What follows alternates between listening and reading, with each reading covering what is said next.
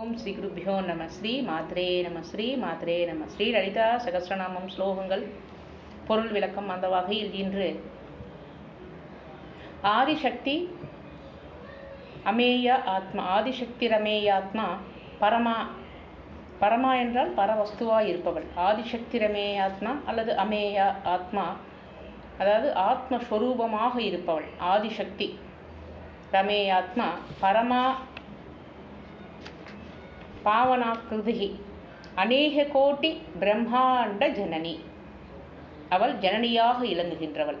அநேக கோட்டி பிரம்மாண்ட ஜனனி திவ்ய விக்கிரக க்ளீங்காரி கேவலாக்ய கைவல்ய பததாயினி திரிபுரா திரிஜகத்வந்தியா திரிமூர்த்தி ஸ்திருதசேஸ்வரி என்று பார்க்க வேண்டும்.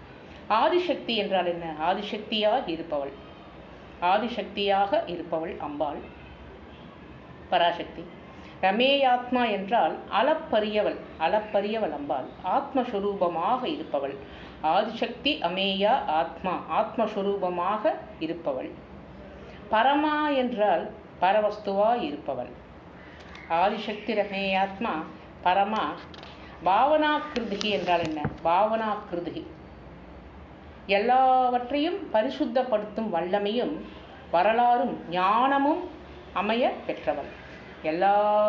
எல்லாவற்றையும் பரிசுத்தப்படுத்தும் வல்லமை, வரலாறு, ஞானம் அமைய பெற்றவள் அம்பாள். அநேக கோட்டி என்றால் கணக்கிட முடியாத கோடிக்கணக்கான பிரம்மாண்டங்களை தோற்றுவிப்பவள் அம்பாள். கணக்கிட முடியாத கோடிக்கணக்கான பிரம்மாண்டங்களை தோற்றுவிப்பவள். அதான் அவள் ஜனனியாக இலங்குகின்றவள். அதாவது அநேக கோட்டி பிரம்மாண்ட ஜனனி. அம்பாள் பெயர் ஜனனி. திவ்ய விக்கிரகா என்றால் என்ன? திவ்ய விக்கிரகா அழகான தேகத்தை உடையவள். திவ்ய விக்கிரகா அழகான தேகத்தை உடையவள். க்ளீங்காரி என்றால் க்ளீம் என்னும் பீஜ மந்திரத்தின் வடிவத்தில் இருப்பவள். க்ளீம்காரி க்ளீம் என்னும் பீஜ மந்திரத்தின் வடிவத்தில் இருப்பவள். கேவலா தன்னில் தானா இருப்பவள்.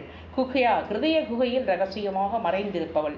குஹ்யா ஹிருதய குகையில் ரகசியமாக மறைந்து இருப்பவள் அம்பாள். கைவல்ய பததாயினி கைவல்ய என்னும் பெருநிலத்தையும் அதை அடைவதற்கு முன்பு அமைந்துள்ள பதவி முக்திகளையும் உபாசகர்களுக்கு வழங்குபவள். பததாயினி கைவல்ய பததாயினி என்றால் கைவல்ய என்னும் பெருநிலத்தையும் அதை அடைவதற்கு முன்பு அமைந்துள்ள பதவி முக்திகளையும் உபாசகர்களுக்கு வழங்குபவள் அம்பாள். திரிபுரா முப்புறங்களுக்கு அதிபதியாக இருப்பவள். திரிபுரா திரிஜகத்வந்தியா திரிபுரசுந்தரி அம்பாள் பற்றி திரிஜகத்வந்தியா மூன்று உலகங்களாலும் வழங்கப்பெறுபவள்.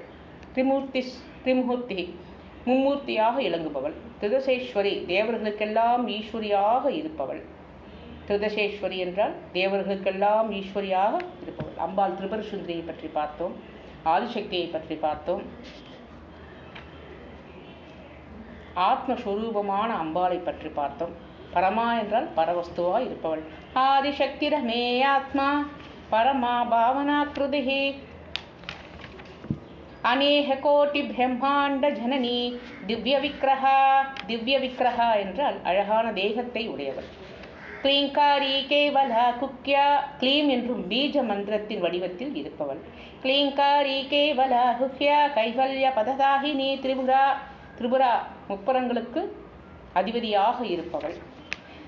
திரிஜகத்வந்தியா மூன்று உலகங்களாலும் வணங்க பெறுபவள். திரிமூர்த்தி திருதசேஸ்வரி. திரிஜகத்வந்தியா திரிமூர்த்தி திருதசேஸ்வரி. 4 வரிகள் பார்த்தோம். மீதி நாளை பார்க்கலாம். வாழ்க.